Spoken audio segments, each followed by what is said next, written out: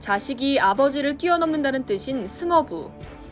최근 삼성전자의 대형 M&A가 초미의 관심사가 된 상황에서 그 대상을 짚어볼 수 있는 키워드입니다. 지난해 10월 고 이건희 삼성 회장 연결식에서 고인의 50년 지기가 추모사를 통해 이재용 부회장에게 승어부를 해달라고 당부했는데요. 이재용 부회장도 12월 국정농단 파기환송심 최후 진술에서 직접 승어부의 꿈을 밝히기도 했습니다. 이재용 부회장은 현재 수감 중입니다. 하지만 지난달 26일 삼성은 가야 할 길을 계속 가야 한다며 투자를 강조하는 메시지를 전했습니다.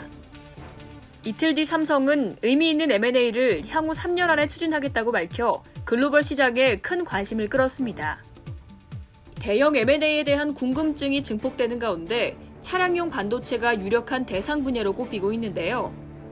차량용 반도체 회사 인수는 이 부회장의 승어부와도 맥락이 닿는 시나리오가 아닐 수 없습니다. 고 이건희 회장은 1987년 취임 후 삼성을 글로벌 거인으로 키웠습니다. 과감한 투자와 경영 혁신으로 반도체, TV, 휴대폰 등 수많은 세계 1등을 만들어냈습니다. 하지만 뜨거운 열정으로 야심차게 손댄 사업에서 큰 좌절을 맛본 적이 있는데요. 바로 자동차입니다. 자동차를 분해하고 조립하는 걸 즐기고 직접 레이싱을 할 정도로 차를 살아간 이 회장은 1995년 부산에 공장을 짓고 삼성 자동차에 시동을 걸었습니다. 하지만 꿈은 곧 꺾였는데요. 삼성 자동차는 중형 세단 SM5를 히트시키기도 했지만 외환 위기로 1999년 법정 권리를 신청해야 했고 2000년 결국 프랑스 르노에 매각되고 말았습니다. 아버지의 도전과 좌절을 곁에서 지켜본 이 부회장도 당연히 자동차를 머릿속에 심어두지 않았을까요? 아버지의 꿈을 대신 이뤄보겠다는 아들의 다짐은 어쩌면 당연한 겁니다. 아버지의 멍해를 벗겨내고 실패의 역사를 성공으로 반전시키는 것도 승어부이기 때문입니다. 이재용 부회장에게 NXP와 같은 차량용 반도체 업체는 욕심나는 기업이 아닐 수 없습니다. 차량용 반도체는 자율주행차 시대에 자동차의 두뇌 역할을 합니다. 삼성 SDI가 전기차의 심장인 배터리를 생산하는 터라 세계 최고의 차량용 반도체 업체를 인수하면 삼성은 차체만 없을 뿐 자동차의 핵심을 모두 갖추게 됩니다. 미래차 시장의 주역이 될 수 있는 건데요. 물론 차량용 반도체 인수는 고 이건희 회장의 꿈이었던 자동차에서만 의미를 갖는 건 아닙니다. 지난 2019년 이 부회장은 2030년까지 시스템 반도체 세계 1위에 오르겠다고 선언했는데요. 차량용 반도체는 이 목표 실현의 도약대가 될 것으로 주목받는 분야입니다. 이건희 시대의 삼성은 메모리 반도체 정상을 차지했습니다.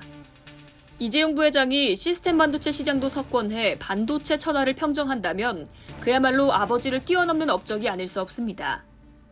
성공적인 M&A로 아버지 때의 멍해를 풀고 그룹의 도약을 이끈 경우가 이미 있었죠.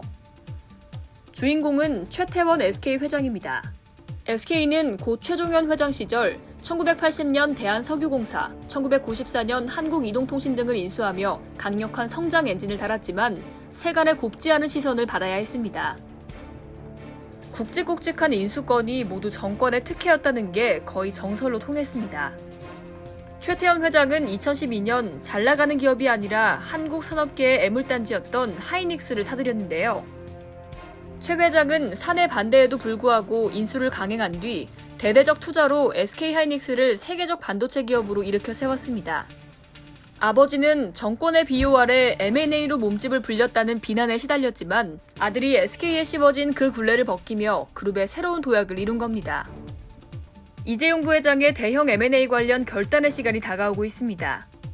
과연 이 부회장은 어떤 결단을 내리고 그 결단은 어떤 결과를 가져올까요? 이상 여의도튜브였습니다.